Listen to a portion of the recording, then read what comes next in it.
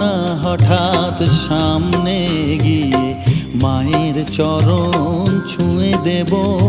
দূর থেকে শুধু চোখের জলেতে মার রাঙা পা ধুয়ে দেব। শুধু আরতি যখন করবে মার পূজা দীপ তুলে ধরবে।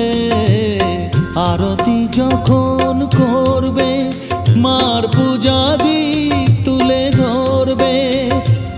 আমাকে দেখতে দিও মায়ের একটু হাসি, মায়ের একটু হাসি, আমায় একটু